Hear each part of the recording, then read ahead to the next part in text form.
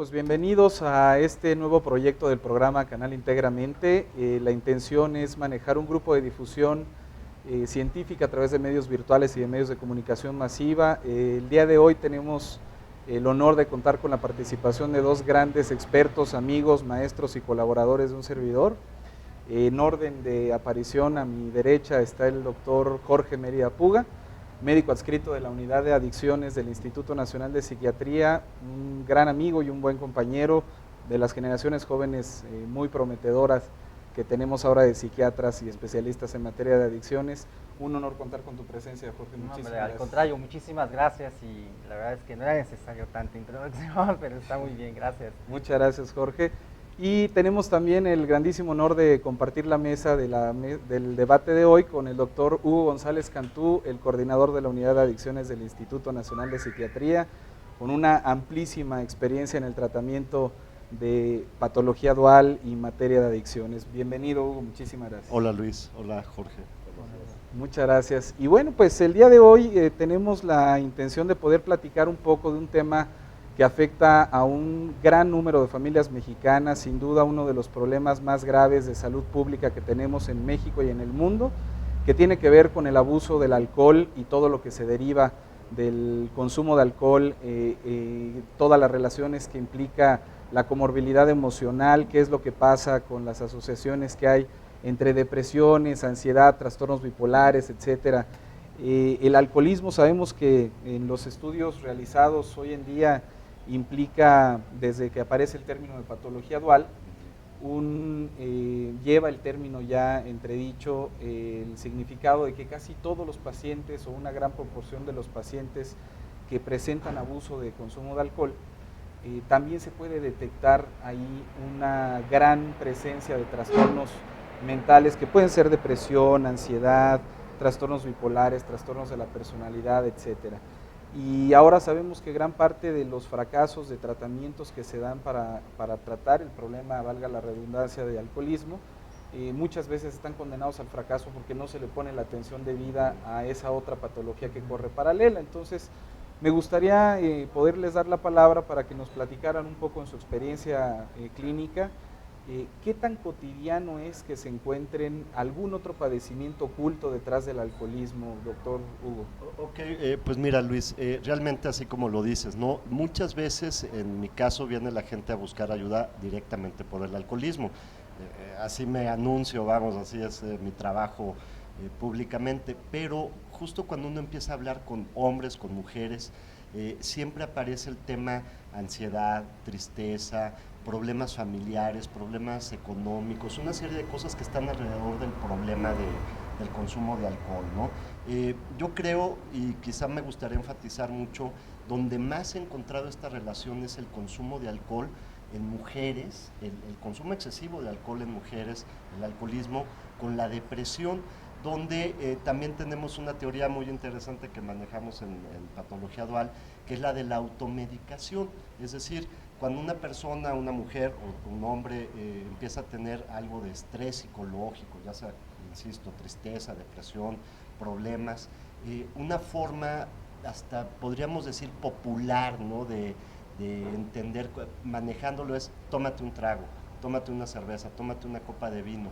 Y obviamente que sí genera un ligero alivio muy temporal y que realmente no es curativo ni va a ayudar en ningún problema, pero esa ligera sedación, esa ligera relajación, pues obvio que en un primer momento se ve como un beneficio, pero ahí empieza una cadena de consumo que pues puede llevar a unos consumos realmente graves sin haber solucionado desde luego la causa de origen, que era esta tristeza o esta ansiedad que manejaba la persona, ¿no? Ok, sí, Jorge. Pues justo como decía Hugo, algunos llegan precisamente demandando atención por la cuestión adictológica. Sin embargo, también en algunos otros escenarios llegan al revés. Primero llegan por algunos síntomas depresivos o algunos síntomas de ansiedad, ¿no?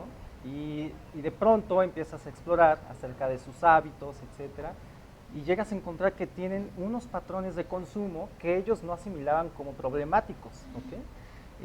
no logran identificar de entrada que ese consumo podría estar generando problemas en su trabajo, en su salud, en sus relaciones interpersonales, ¿no? Entonces, están los dos sentidos, ¿no, Hugo? Claro. O sea, van demandando algunos problemas en cuanto al consumo y ya después se explora y hay detrás toda esta situación de las Claro. emociones.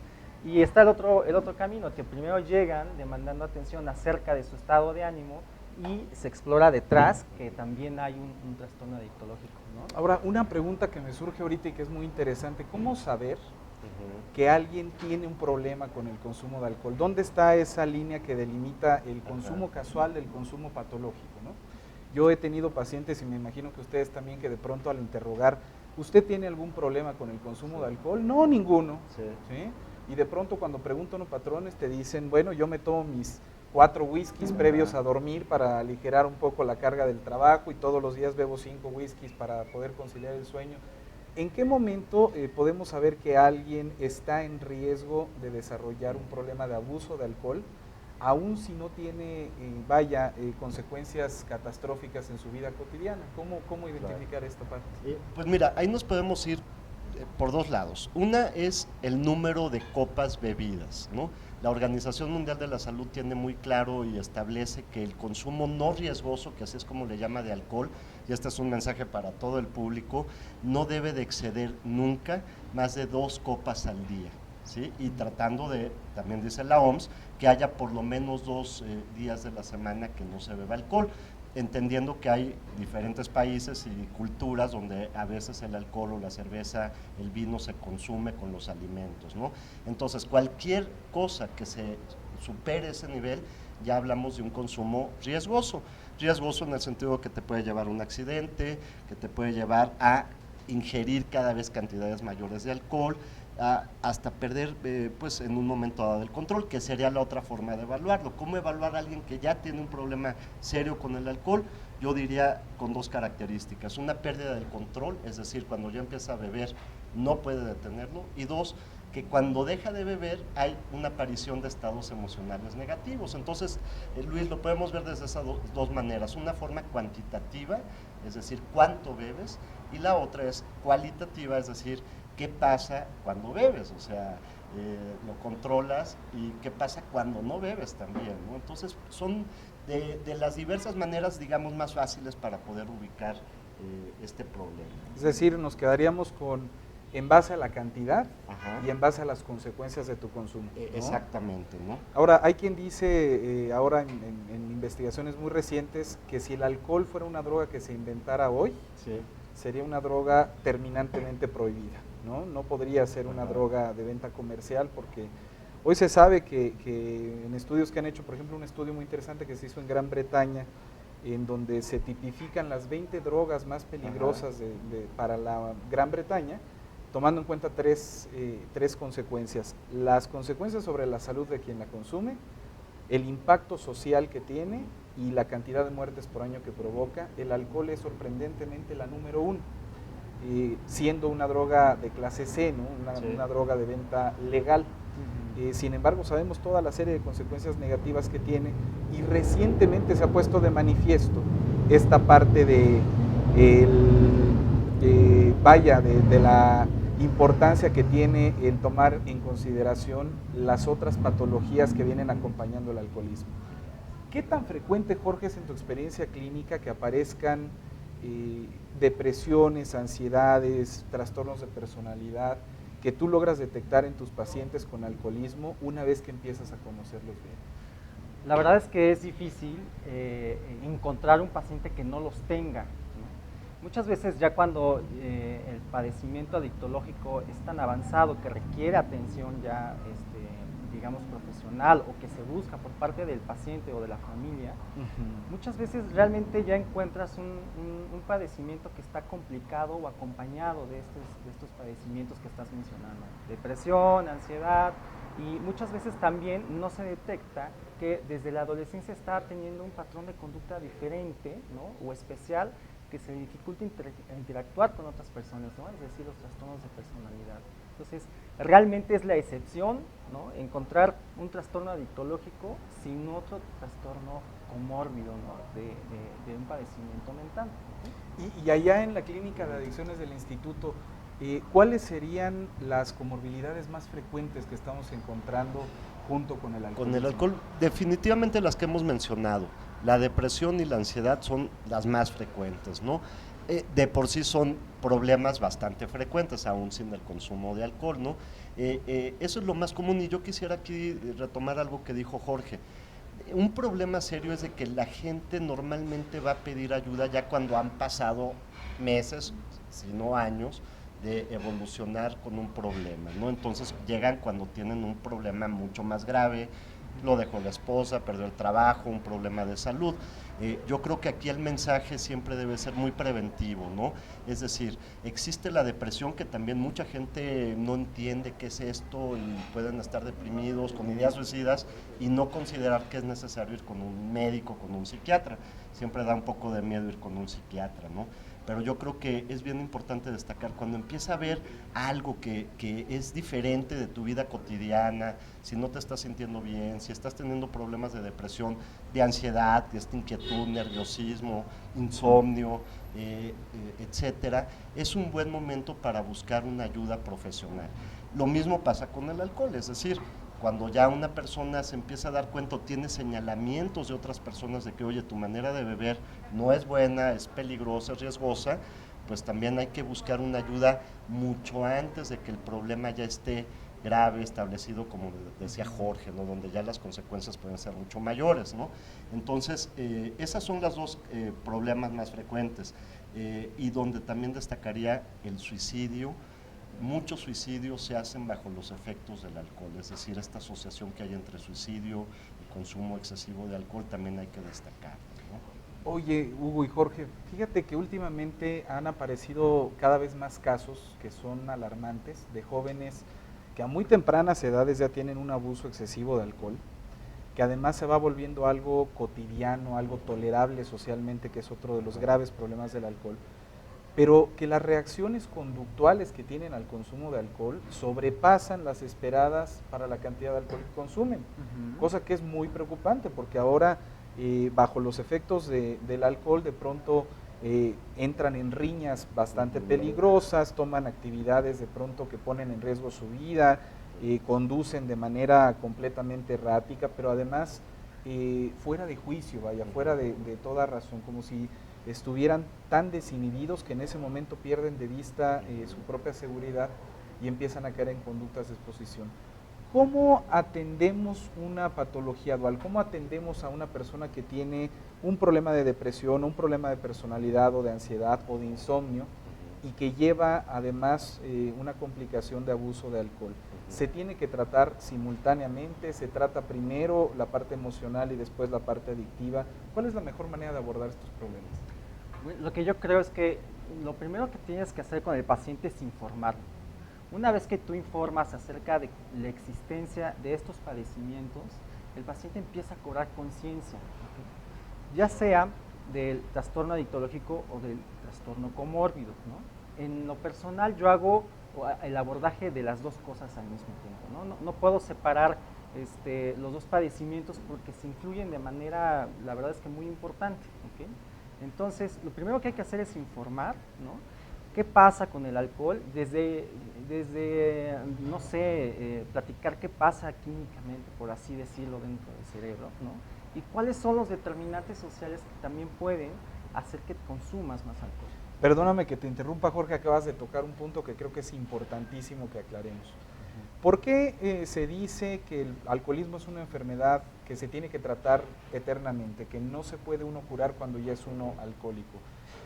Sabemos que hay una serie de cambios estructurales con la exposición al alcohol a nivel cerebral.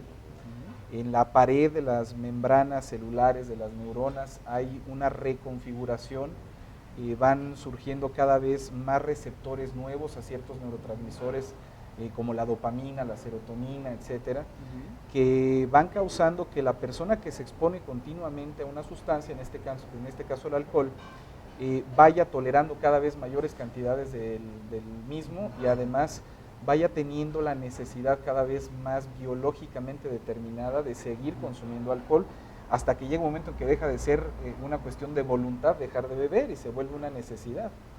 ¿Qué es lo que pasa a nivel cerebral con el cerebro de las personas alcohólicas? ¿Qué ocurre que los hace, los condiciona a continuar, a perpetuar el consumo del alcohol? Claro. Bueno, Luis, nos podríamos ir un poco más allá desde la genética, o sea, también es uno de estos problemas donde la genética influye mucho, y si hay un familiar en primer grado, padre, madre, hermanos que tengan problemas de alcoholismo, bueno, hay que tenerse ya cuidado con eso, ¿no?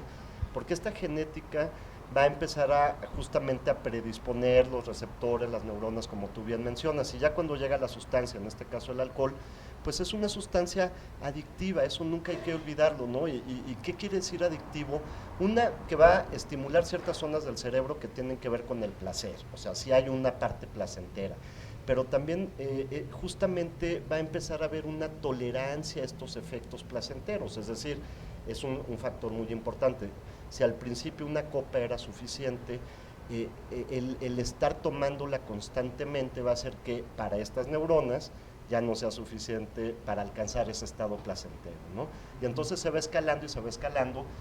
El único lío, y tú dices, ¿por qué no es reversible este proceso? Bueno, pues justamente porque las neuronas y las estructuras cerebrales se modifican de tal manera que incluso meses o años después de haber dejado de beber, todavía en algunos estudios, en estas imágenes cerebrales y demás, podemos encontrar cambios y efectos a largo plazo, ¿no? Entonces es muy complejo hablar de la neurobiología, pero yo hablaría de esta tolerancia, que es esta necesidad de incrementar la dosis, y también qué pasa cuando se deja de consumir. Viene una reacción en el sentido opuesto en el cerebro. Si el alcohol relaja, al dejar de consumir viene en el sentido opuesto, pues viene una activación, una excitación, ¿no? Entonces, justamente, y ojalá esto lo pusieran en las botellas de alcohol, ¿verdad? Esto al principio te va a generar placer, pero cuando lo dejes de tomar te va a generar problemas. ¿En qué sentido? De que vas a necesitar este estado de una deficiencia de algo, ¿no? Nosotros que somos psiquiatras sabemos que se trata de la dopamina y otros neurotransmisores. Bueno, también por ahí se hablan de estos estados hipodopaminérgicos, donde la dopamina ya no sube, y yo trato a través de la sustancia seguirla incrementando para seguir sintiendo placer, ¿no? Creo que algo complementario, ¿no?, a esta situación de la característica de una sustancia de ser adictiva, que la describiste muy bien, ¿no? Si hay como cierto enganche, después no es necesario aumentar las dosis, por así decirlo. También es necesario entender otro aspecto de visión, que también es un neurotóxico, ¿no? Entonces sí, es una sustancia adictiva, pero también es un neurotóxico, y ahí rescato tu idea, ¿no? ¿Cuánto tiempo se trata por las secuelas, ¿no?, neurológicas que puede llegar a tener? Entonces, es un neurotóxico, y de hecho, pues bien lo mencionaste, en estudios de imágenes podemos encontrar disminución del volumen de la masa cerebral, específicamente por allí los lóbulos frontales, ¿no? Y lo que conlleva con eso, algún deterioro cognitivo, ¿no?, más riesgo para otras enfermedades psiquiátricas, ¿no?, y finalmente una disfunción del individuo, ¿no? Entonces, sí es una sustancia adictiva, pero también es un neurotóxico. Perfecto. Mencionaste algo muy importante, nos queda un minutito, Hugo. Sí. ¿Hay genes identificados condicionantes al alcoholismo? Hay muchos genes identificados que están relacionados o asociados con el alcoholismo, hay muchos, muchísimos.